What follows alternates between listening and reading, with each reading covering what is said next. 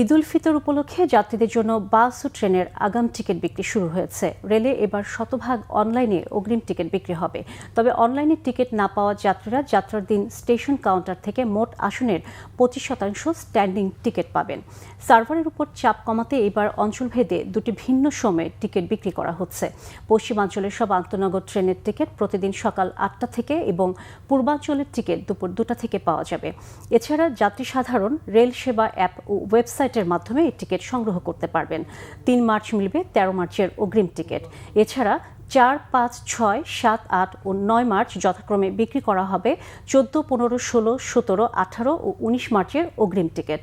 আর ফিরতি ট্রেনের টিকিট বিক্রি করা হবে 13 মার্চ থেকে 19 মার্চ পর্যন্ত। এদিকে দূরপাল্লার বাসের অগ্রিম টিকিটও বিক্রি শুরু হয়েছে।